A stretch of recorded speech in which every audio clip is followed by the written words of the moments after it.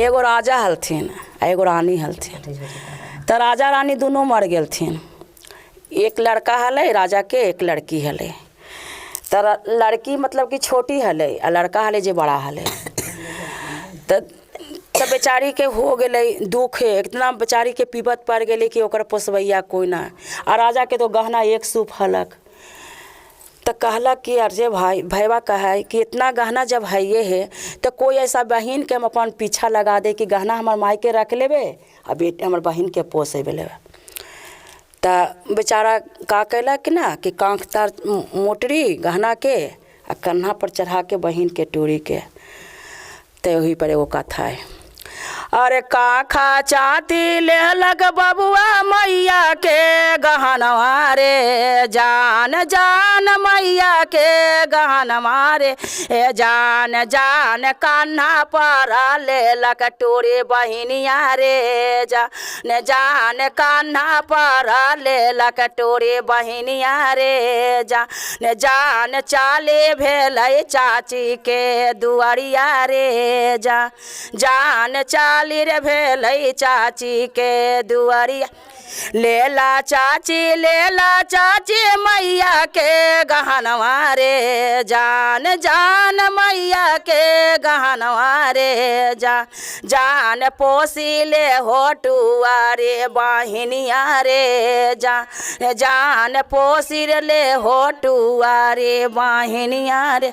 तो चचनिया कह कि हाय ये हम कने माथा के दर्द लेबे जा बाबू, तू अपन माई के गहना वही लेके जा।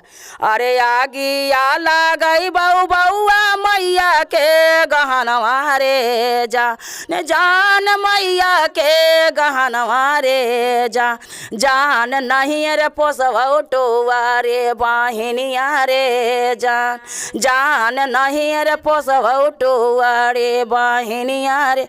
तो बेचारा का कहलक कि अब का करूँ। चला भाई एगो होता है कि माई मरे मौसी जिलावे आधी रात खिलावे मौसी, मौसी से ही चला चला बेचारी के रख ले। तो कहलगा कि चल बहन मौसियों के देख ले ही का स्थिति है। तो वजह से बहन के उठैलक या कांख तक मत अथी। अरे काखा चाती लिहलक बबुआ मैया के गहनवा रे, जान जान मैया गहनवा रे, जान जान चाले रे भेलन मौसी के नागरिया रे, जान चाली रे भेलन मौसी के नगरिया रे, लेला मौसी मामी के गहनवा रे, जान मामी के गहनवा रे, जान पोसिर ले होटुआ रे बहिनिया रे, जान पोसिर ले होटुआ रे बहिनिया रे।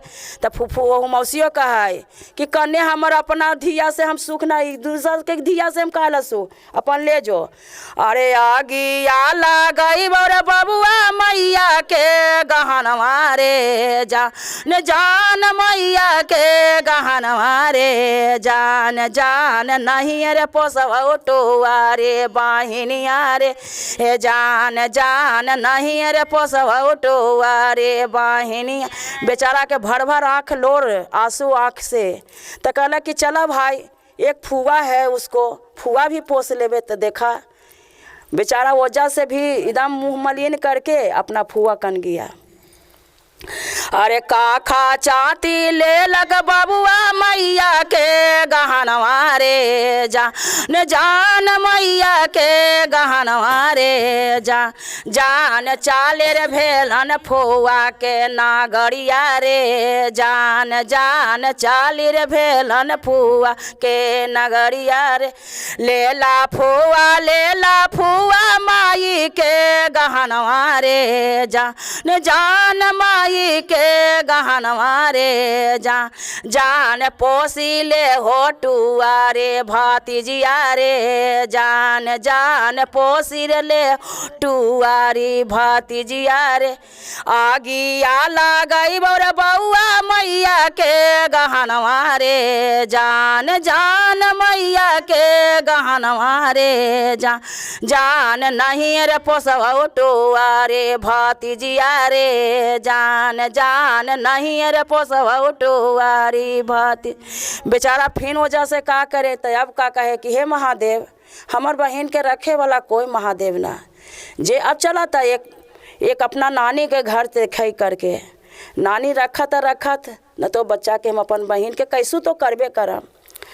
माई ऐसा कहे कि बच्चा बेचारी के वैसी बहन के कन्हा पर टांगले चल रहा है। आजकल के युग में कोई ऐसा नहीं रहता है कि बहन के कहा है कि जल्दी से जो, और कोई ऐसा पृथ्वी पर है कि अपना भाई बहन के प्रेम बहुत है, बहुत प्रेम भी रखा है। और न तो कहे कितना है, आप तो युग के कहे कि काहे ले चाहे गोरले है जल्दी से जाए, कहे कि ना बहन।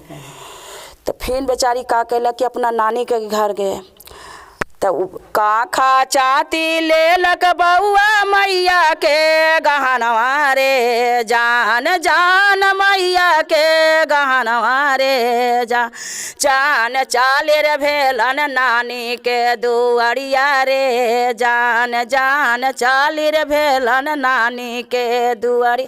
नानी बेचारी देखते ही इतना अफरे लगल कि अरे बाप, ई कन्ने से हमर नतनी माई अथी बेटी के बदल हमार बेटी आ गई है। बेचारी सीना में लगाया दोनों नाती या नतनी के, इतना रोया कि कुछ कहीं के ना। कल कि अरे बाप, ये तो हमार बेटी के बदल बेटी हमार आ गए। तो कहे कि अरे ले जाहू अरे बबुआ मैया के गहनवा रे जान मैया के गहनवा रे जान पोसिर ले बैठुआ रे नातिनिया रे जान पोसिर ले बैठुआ री नातिनिया रे जान कामा दे तऊ तोहारो गहनवा रे जान कामा दे तो तोहारो गहनवा रे।